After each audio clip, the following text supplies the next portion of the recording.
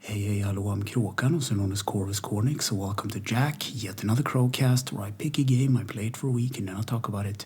This week's game is Inked, A Tale of Love for the PlayStation 4. It was released in 2021, and it's a single-player puzzle game developed by Insomnia Games and published by Pixmane, and also there'll be some spoilers up ahead, just but first a little backstory. So this game I picked up randomly from the PSN store because it was cheap, and I normally don't go for puzzle games, but the art style won me over. When you start out the game, you get a bunch of company logos and a message saying that this game is best experienced with sound. And I don't know about you, but most games of today have sound by default. And then you get the title screen where you can choose from new game, gallery, and settings. And then you get to play the prologue, which is, or has a narrating voice telling you a story of a nameless hero leaving his sword behind to spend time with his wife living in peace. And this game is about the acceptance of loss, but it isn't that clear from the beginning.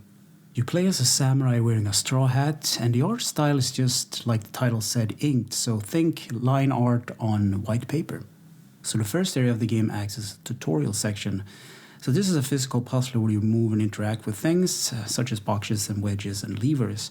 And I should also mention that the main character can't jump, but it's part of the puzzle mechanics. And not for too long, the Nameless hero runs into his wife Aiko, and she is painting. And this is where the hero gets access to his tool called the redrawing tool or the pen. So it's used to move around and interact with objects on screen. And it has a cool effect when the hero is walking around because the tip of the pen is dripping ink. And now it's time for chapter 1, some islands made out of white bricks on the water.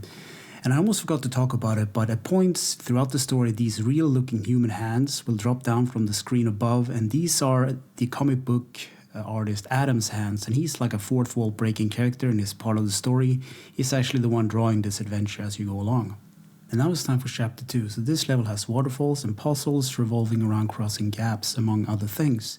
It's also revealed here that Adam has a troubled past in form of a memory that you have to sort of reveal by rotating the left analog stick. And for some reason the artist doesn't want to share his memories, and I guess they're really painful for him to go through them again.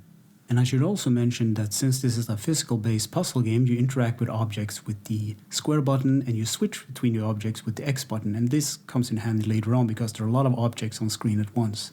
And now it's time for chapter 3. So in this bare bones, jagged, desert-like level, you will find a dead bird at the beginning of the stage. And the hero's wife, Aiko, doesn't like birds or animals in general to suffer, which is totally understandable. So the Nameless hero and Aiko goes rapidly through the puzzles in order to get to the end so that no more birds will get hurt. And now it's time for chapter 4, which introduces water puzzles and mechanics that go with those. And the tragical story of Adam's wife and her passing. So this level ends with a surfing segment and the hero and his wife finding the bird nest, where it turns out that Adam has been killing these birds all along. And Adam proceeds to kidnap the hero's wife and force him to continue on the mission of solving the puzzles. And this is where the game takes a really dark turn because Adam forces the hero to go through a lot of suffering just because, well, Adam is feeling bad.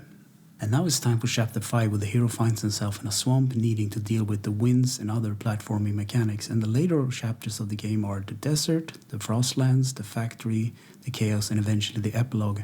And throughout these chapters, different puzzle mechanics will be used and understood in order to progress the story. One of my favorites is actually using pure fire to just burn up ropes to make platforms and making things fall down.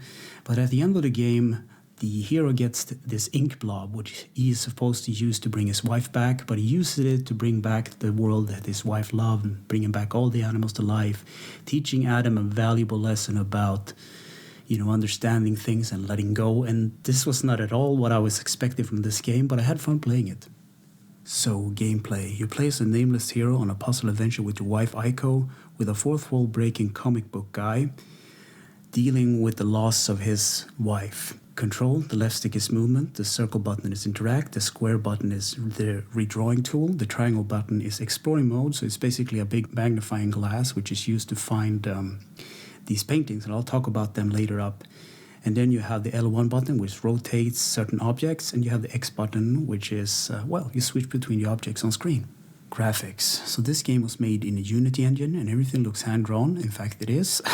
So it has a simple style to it with important objects being blue, red, or yellow, or other popping colors.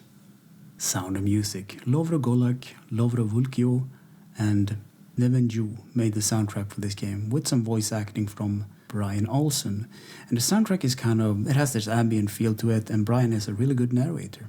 Easter egg secrets and glitches. On each of the chapters there are 9 canvases that can be found, ranging from birds, the hero himself, Aiko, pens, fishes, vultures, penguins, cherries, and Toro Lance. And if you collect those, you will unlock pictures in the art gallery. So in conclusion, I wrote, yes, it's a nice little puzzle game. So the music and art style sets the vibe, simple yet effective. Some of the puzzles were a little bit hard to get into, but once I got into a certain flow, it just clicked with me. I could just move on and breeze through certain sections. The only complaint I have about the game is that there's too many chapters and there are too many puzzles. Other than that, my recommendation would be to play a couple of chapters and put the game down a bit and return to it. I think that's the way you're supposed to enjoy it. And it also has a lot of replay value because you can go for the pictures or the canvases in each level to unlock artwork. And the art style in this game is just so nice to look at. It has that someone doodling on a paper, doing line work, and yeah, I just enjoyed it. So yeah, anyway, thank you for listening and for watching, and take care.